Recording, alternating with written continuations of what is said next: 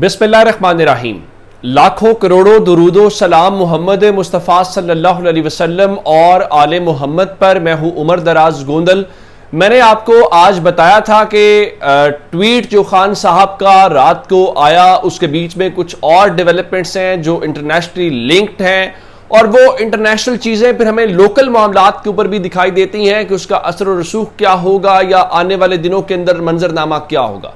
आप जानते हैं कि अमेरिका आजकल पाकिस्तान के ऊपर बहुत वारे न्यारे जा रहा है, तो उसकी कुछ समझ तो आनी चाहिए ना कि वो ऐसा क्यों कर रहा है या इसकी वजूहात क्या है। तो पहली खबर यह है कि इस सिलसिले में ट्रंप ने चूंकि कहा था कि पाकिस्तान और अमेरिका के दरमियान बराह रास्त मुलाकात एक होने वाली है, तो अभी इमरान खान के जो साहबजादे हैं वो तो अमेरिका में थे ही थे, और उन्होंने रात को भी अमेरिका में कुछ कांग्रेस के लोगों से मुलाकातें की हैं। लेकिन इस दौरान जो बड़ी डेवलपमेंट है वो डेवलपमेंट ये है कि जो इसहाक डार हैं, जिनके पास इस वक्त नायब वजीर आजम का चार्ज भी है और उसके अलावा वो फॉरेन मिनिस्टर के तौर के ऊपर भी काम कर रहे हैं, तो वो वाशिंगटन डीसी पहुंच गए हैं। और आप जानते हैं कि इससे पहले वो अमेरिका में मौजूद थे और वहां पर उन्होंने जो यूएन सिक्योरिटी काउंसिल है, पाकिस्तान चूंकि अब उसकी प्रेसिडेंसी पाकिस्तान के पास है, तो उन चीज़ों को लेके भी ज़रा वो वहाँ पे मौजूद थे। तो इतलात ये है कि आज जो अमेरिका के सेक्रेटरी ऑफ स्टेट हैं मार्को रूबियो, उनके साथ पाकिस्तान के वक्त के मुताबिक उनकी रात 8 बजे एक मुलाकात होने वाली है। और इस मुलाकात में क्या कुछ होता है या इमरान खान के साहबजादों ने जो मुलाकातें की हैं उसका कोई हमें वहाँ पे असर आ सकता है, एक बात। दूसरी बात कि जो खबरें आई कि इस सिलसिले में कि जब आर्मी चीफ वहाँ पे गए थे, जो ड्रॉप साइट ने दावा किया कि वहाँ पे कुछ गुफ्तगू हुई है या नहीं हुई, फिर पाकिस्तान के अंदर जो तज्जियाकार बात कर रहे थे, तो क्या इस हवाले से चीज़ हो सकती है या नहीं हो सकती, ये एक अपनी जगह के ऊपर इंपॉर्टेंट बात है। दूसरे नंबर के ऊपर जो चीन का मीडिया है वो गुज़श्ता रोज से ही बता रहा था, लेकिन पाकिस्तान के अंदर मुकम्मल तौर पे खामोशी थी, और वो ये बता रहा था कि पाकिस्तान के जो आर्मी चीफ हैं वो चीन में मौजूद हैं और चीन में उनकी जो मुलाकातें हैं वो भी हो रही हैं। और इसके अलावा जो इंडियन मीडिया है वो भी कल से बता रहा था कि जी पाकिस्तान के आर्मी चीफ जो हैं वो इस वक्त चीन के अंदर मौजूद है। तो आज ISPR ने बाज़ाब्ता तौर पे इस बात की तस्दीक की है कि जी बिल्कुल ऐसा ही है, और पाकिस्तान के जो आर्मी चीफ हैं वो वहाँ पर मौजूद हैं। और उसके अलावा उनकी इन मुलाकातों के हवाले से इत्तलात ये हैं कि उन्होंने वहाँ के जो फॉरेन मिनिस्टर हैं वैंग यी चीन के, उनके साथ मुलाकातें की हैं, और इन मुलाकातों के अलावा जो दीगर आला हुकाम हैं उनके साथ उनकी मुलाकातें हुई हैं। और उसके बाद जो सियासी और अस्करी लीडरशिप है उन मुलाकातों के साथ ही, जिस तरह हमारी फौज का हेडक्वार्टर GHQ है, तो वहाँ पे पीपल्स लिबरेशन आर्मी जो है PLA, उसका जो हेडक्वार्टर है वहाँ पे उन्होंने विजिट किया और वहाँ पे गार्ड ऑफ ऑनर का जो मुआयना है उन्होंने किया। अब ये जो सारा सिनेरियो है इसको एक और नज़र से भी समझना चाहिए कि जब आप ये देखते हैं तो फिर आप इसको अफगानिस्तान के पैराए में नज़रअंदाज नहीं कर सकते, और फिर पाकिस्तान के अंदर जो खासकर इस वक्त खैबर पख्तूनख्वा की सूरत हाल है जिसके ऊपर कल गंडापुर साहब ने बात की और उसके ऊपर रद्दमल आया, तो ये सारे का सारा एक सिनेरियो है। अमेरिका वो जो है ना वो कहते हैं कि there is no free lunch. American जो हैं वो आपके साथ वैसे नहीं बैठते। अब वो क्या आपकी जेब में से निकालना चाहते हैं या आपको क्या वो ड्यूटी देना चाहते हैं, क्योंकि माजी में हमने देखा है कि हम अमेरिका की एक हायर्ड गन के तौर के ऊपर काम करते रहे, वो उस गन में डॉलर्स डालता था और हमसे जो काम वो लेना चाहता था हम करते थे। तो क्या कहीं एक बार फिर वो हायर्ड गन वाली सूरत हाल है, क्योंकि हम उसके कोई स्ट्रेटेजिक पार्टनर तो अमेरिका के हैं नहीं हैं, हम उसके ट्रांजैक्शनल दोस्त हैं, उसको कोई ट्रांजैक्शन चाहिए होती है तो हम उस हवाले से। अब जब इसहाक डार अमेरिका में हैं तो आर्मी चीफ चीन के अंदर हैं, और इससे भी एक बड़ी डेवलपमेंट ये है कि जो चीन के स्पेशल एनवॉय हैं फॉर अफगानिस्तान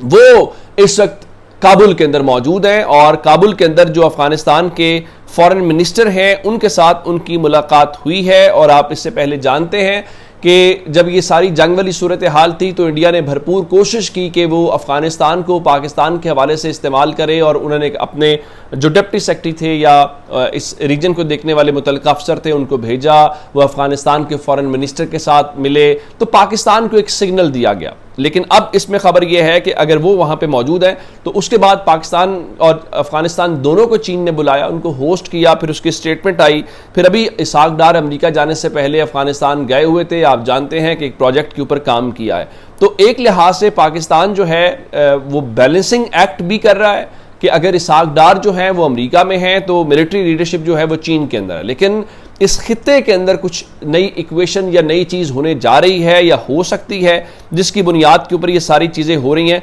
जिससे हमें अंदाज़ा होता है कि सारी चीज़ें हैं। अब इसका इम्पैक्ट लोकल क्या आएगा या आ सकता है, ये हमें आने वाला वक्त बताएगा। और लोकली हालात ये हैं कि सिस्टम तो पाकिस्तान में अगर ये कहा जाए कि कोलैप्स कर चुका है तो गलत नहीं होगा। और कैसे कोलैप्स कर चुका है आप कहेंगे, हुकूमत तो चल रही है, हुकूमत चल रही है, इसमें कोई शक नहीं है, लेकिन पाकिस्तान में अब वो लोग जो पीटीआई के नाकद समझे जाते हैं या पीटीआई के बारे में कोई अच्छे तासुरात नहीं रखते, उनका भी ये ख्याल है कि जनाब देखें, पाकिस्तान में अगर कोई ये कहता है कि अदालतें आज़ाद हैं तो वो बात ठीक नहीं है, वो बात ठीक नहीं करता। और ये बात जो है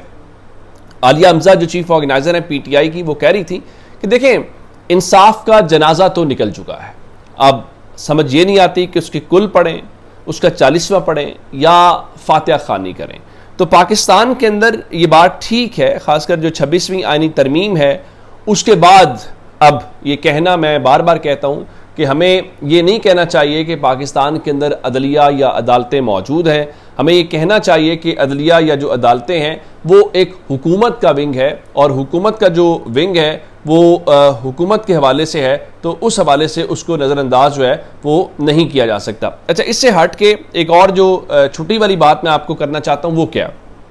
देखें पाकिस्तान तहरीक इंसाफ ने अभी हाल ही में जो इलेक्शन लड़ा, उस इलेक्शन में बहुत सारी बातें हुई। उसमें जो इरफान सलीम हैं, जो खुरम ज़ीशान हैं, उनके हवाले से हमने बहुत सारी बातें सुनी, और फिर ये कहा गया कि इनके ख़िलाफ़ जो है वो एक्शन होगा, और उस एक्शन से में क्या होगा, तो वो लोगों ने कहा कि होना तो ये चाहिए था कि इनके नाम आते या इनको आप सेनेटर बनाते। तो अब पाकिस्तान तहरीक इंसाफ के जो ज़िम्मेदार ज़राए हैं वो ये कहते हैं जी वो जो जिन्होंने सेनेट इलेक्शन में पार्टी फैसले के ख़िलाफ़ मज़ामत किया ना, हम ना सिर्फ उनको शोकाज नोटिस देने जा रहे हैं बल्कि उनसे ओहदा वापस लेने जा रहे हैं। अच्छा, मेरे पास इतलात ये थी कि जो इरफान सलीम है वो इतने दिलबर्दाश्ता हुए हैं कि वो पार्टी का जो सदारत का उनके पास खैबर पख्तूनख्वा का ओहदा है वो गालिबन उससे अलग होने जा रहे हैं। लेकिन क्या वो अलग होने जा रहे हैं या उनको पार्टी से निकाला जा रहा है? मेरे ख्याल से एक ऐसे सिनेरियो में जब ऑलरेडी पार्टी के अंदर इतनी डिवीजन है, इतनी तकसीम है, अगर आप लोगों को अलग करेंगे तो फिर लोग सवाल करेंगे कि भाई इस वक्त में आपको मुत्तहिद होना है और आप एक दूसरे को निकाल रहे हैं, नहीं आपको इस दायरे में दाखिल करना है पार्टी के, लेकिन आप इस दायरे में से लोगों को निकाल रहे हैं, फिर सवाल तो होगा। फिर एक और बात जो है, जो मिसाल यूसुफजई हैं उनके हवाले से कहा गया था कि वो जो खातून की सानिया निस्तर साहिबा की नशिस्त खाली हुई थी तो उसके ऊपर उनका नाम आया था, तो वहाँ पे 6 उम्मीदवार जो हैं वो मैदान में आए और उसमें जो किसी उम्मीदवार ने जो है वो वापस कागजात नहीं लिए। तो अब देखना ये है कि मिसाल यूसुफजई को पाकिस्तान तहरीक इंसाफ जो है वो मुंतखब करवा पाएगी, ये भी एक चैलेंज है। और क्या गंडापुर साहब जो हैं वो मिसाल यूसुफजई के हक में हैं? क्या वो उतनी ही मेहनत करेंगे जितना मिर्ज़ा अफरीदी को उन्होंने करवाने के लिए किया? तो ये अब तक की अपडेट्स है, अपना बहुत सारा ख्याल रखिएगा। खुदा हाफिज़।